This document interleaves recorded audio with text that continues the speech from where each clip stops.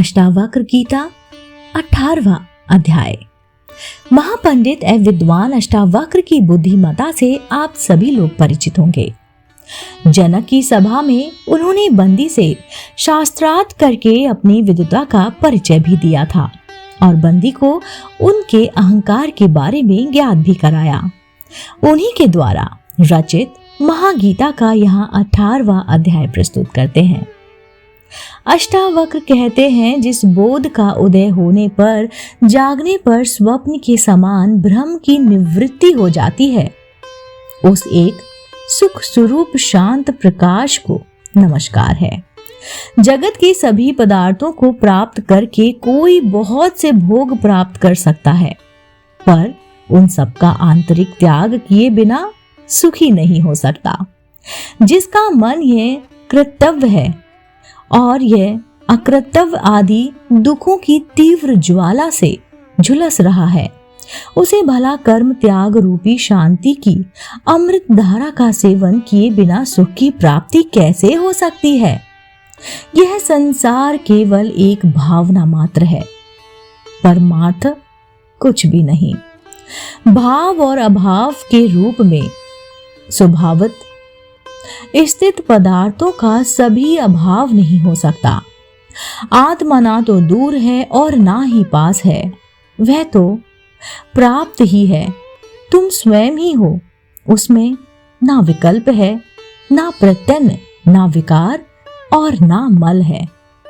अज्ञान मात्र की निवृत्त और स्वरूप का ज्ञान होते ही सृष्टि का आवरण भंग हो जाता है और तत्व को जानने वाला शोक से रहित होकर शोभामान हो जाता है।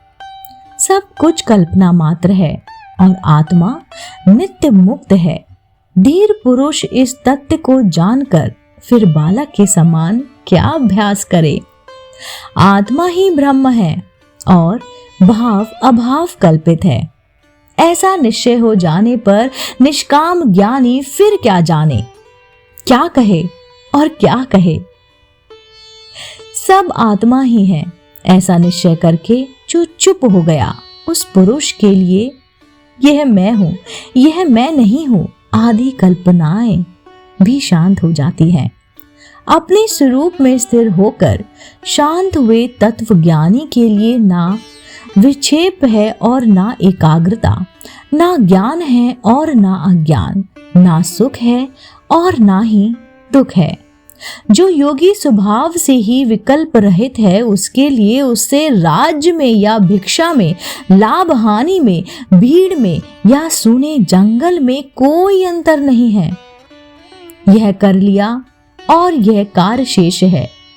इन द्वंद्वों से जो मुक्त है, उसके लिए धर्म कहाँ, कर्म कहाँ, अर्थ कहाँ और विवेक कहाँ। जीव मुक्त योगी का ना तो कुछ कर्तव्य है और ना ही उसके हृदय में कोई अनुराग है। जैसे भी जीवन बीत जाए वैसे ही उसकी स्थिति है। जो महात्मा सभी संकल्पों की सीमा पर विश्राम कर रहा है, उसके लिए मोह कहाँ, संसार कहाँ, ध्यान कहाँ और मुक्ति कहाँ। जिसने इस संसार को वास्तव में देखा हो, वह कहे कि यह नहीं है और यह है। जो कामना रहित है, वह तो उसको देखते हुए भी नहीं देखता। जिसने अपने से भिन्न परम ब्रह्मा को देखा हो, वह चिंतन क्या करे, वह ब्रह्म मैं ही हूं। पर जिसने कुछ दूसरा दिखाई नहीं देता, वह निश्चय क्या करे, क्या विचार करे। जिसने अपने स्वरूप में कभी कोई विक्षेप देखा हो, वह उसको रोको। तत्व को जानने वाले का विक्षेप कभी होता ही नहीं है। किसी साध्य के बिना वह क्या करे। तत्व और सांसारिक लोगों से उल्टा ही होता है।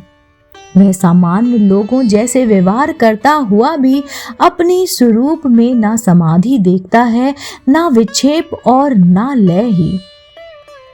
तत्व भाव और अभाव से रहित, तृप्त और कामना रहित होता है।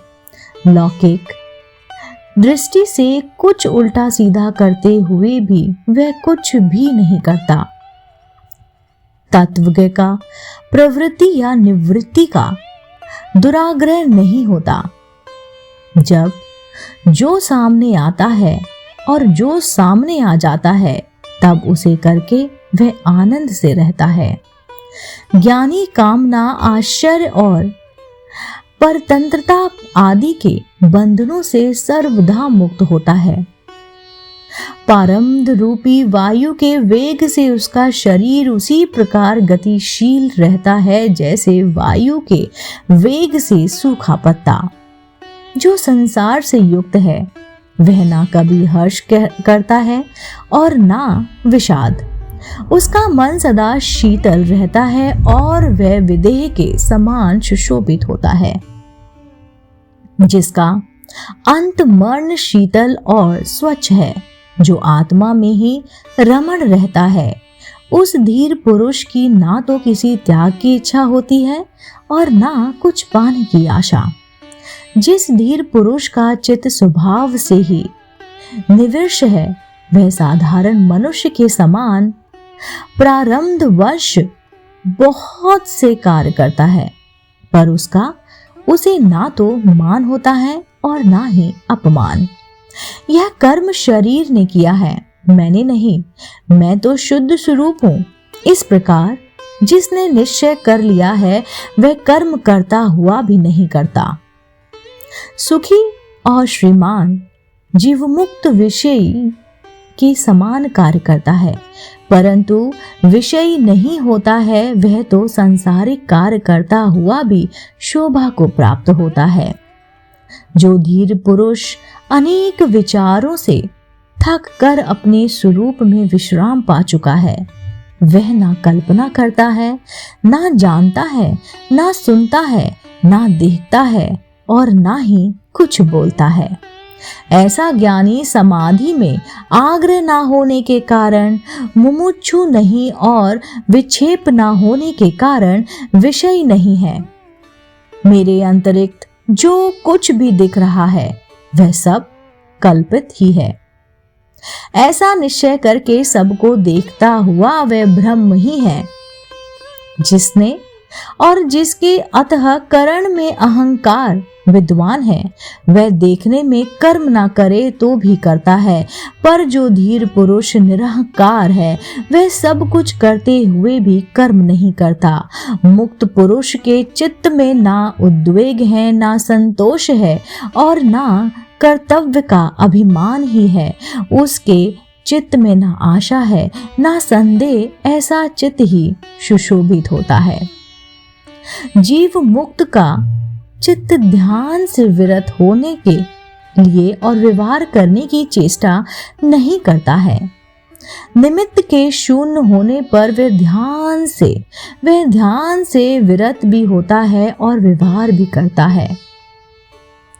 अविवेकी पुरुष यथार्थ तत्व का वर्णन सुनकर और अधिक मोह को प्राप्त होता है या संकुचित हो जाता है। कभी कभी तो कुछ बुद्धिमान भी उसी अविवेकी के समान व्यवहार करने लगते हैं। मूढ़ पुरुष बार बार एकाग्रता और निरोध का अभ्यास करते हैं। धीर पुरुष सुषुप्त के समान अपने स्वरूप में स्थित रहते हुए भी कुछ भी कर्तव्य रूप से नहीं करते। मूढ़ पुरुष प्रत्यन से या प्रत्यन के त्याग से शांति प्राप्त नहीं करता, पर प्रज्ञावान पुरुष तत्व से निश्चय मात्र से शांति प्राप्त कर लेता है। आत्मा के संबंध में जो लोग अभ्यास में लगे रहे वह अपने शुद्ध बुद्ध, प्रिय, पूर्ण, निष्प्रंच और निरामय ब्रह्म स्वरूप को नहीं जानते। अज्ञानी मनुष्य कर्म रूपी अभ्यास से मुक्ति नहीं पा सकता और ज्ञानी कर्म रहित होने पर भी केवल ज्ञान से मुक्ति प्राप्त कर लेता है। अज्ञानी को ब्रह्म का साक्षात्कार नहीं हो सकता क्योंकि वह ब्रह्म होना चाहता है। ज्ञानी पुरुष इच्छा ना करने पर भी परम ब्रह्म बोध स्वरूप में रहता है। अज्ञानी निराधार आगरों में पड़कर संसार का पोषण करते रहते हैं। अज्ञानियों ने सभी अनर्थों की जड़ इस संसार की सत्ता का ही पूर्ण नाश कर दिया है। अज्ञानी शांति नहीं प्राप्त कर सकता क्योंकि वह शांत होने की इच्छा से ग्रस्त है। ज्ञानी पुरुष तत्व का दृढ़ निश्चय करके सदैव शांत चित्त ही रहता है। अज्ञानी को आत्म साक्षात्कार कैसे हो सकता है जब वह दृश्य पदार्थों के आश्रय को स्वीकार करता है। ज्ञानी पुरुष तो वे है जो दृश्य पदार्थों को ना देखते हुए अपने अविनाशी स्वरूप को ही देखते हैं। जो आग्रह करता है उस मूर्ख का चित्त निरुद्ध कहाँ है। आत्मा में रमण करने वाले धीर पुरुष का चित्त तो सदैव स्वाभिमान रूप से निरुद्ध ही रहता है। कोई पदार्थ की सत्ता की भावना करता है और कोई पदार्थों की असक्ता की।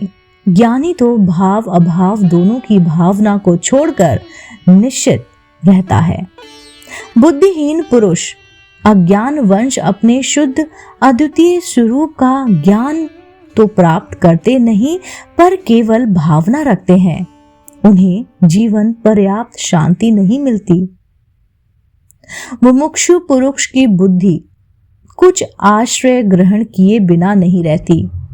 मुक्त पुरुष की बुद्धि तो सब प्रकार से निष्काम और निराश्य ही रहती है। अज्ञानी पुरुष विषय रूपी मत वाले हाथियों को देखकर भयभीत हो जाते हैं और शरण के लिए तुरंत निरोध और एकाग्रता की सिद्धि के लिए झटपट चित्त की गुफा में घुस जाते हैं। कामना रहित ज्ञानी सिंह है। उसे देखते ही विषय रूपी मत वाले हाथी चुपचाप भाग जाते हैं। उन्हीं की एक नहीं चलती, उल्टे वे तरह तरह के खुशामद करके सेवा करते हैं। शंका रहित ज्ञानी पुरुष मुक्ति के साधनों का अभ्यास नहीं करते। वह तो देखते, सुनते, छूते, सूंघते, भौंकते हुए भी आनंद में मग्न रहते हैं। शुद्ध बुद्धि पुरुष वस्तु तत्व के केवल सुनने मात्र से आकुलता रहित हो जाते हैं। फिर आचार, अनाचार या उदासीनता पर उनकी सृष्टि नहीं जाती। स्वभाव में स्थित ज्ञानी शुभ हो या फिर अशुभ, जो जब करने के लिए सामने आता है तब वह उसे बालक की चेष्टा के समान सरलता से कर डालता है। स्वतंत्रता से ही सुख की प्राप्ति होती है। स्वतंत्रता से ही परम तत्व की उपलब्धि होती है। स्वतंत्रता से ही परम शांति की प्राप्ति होती है और स्वतंत्रता से ही परम पद मिलता है। कहा जाता है कि अष्टावक्र द्वारा रचित महागीता का एक एक श्लोक 1000 माणिकों की तुलना में भी बहुत अमूल्य है, क्योंकि अष्टावक्र गीता के श्लोक में गागर में सागर भरने जैसा बताया गया है। लोक हित के लिए गीता बहुत ही महत्वपूर्ण ग्रंथ है, जिसे पढ़ना और सुनना आवश्यक है। अगर अष्टावक्र गीता से संबंधित किसी भी सलाह, सुझाव या शिकायत के लिए आप अपना कीमती विचार कमेंट के माध्यम से हम तक पहुंचाइए। इसके अतिरिक्त आप इसे अपने दोस्तों के साथ, अपने परिवार वालों के साथ साझा जरूर कीजिएगा। इसका अगला भाग, अगला अध्याय सुनने, जानने, देखने के लिए आप जुड़े रहिए, देखते रहिए आपका अपना पसंदीदा YouTube चैनल आध्यात्मिक कहानियां।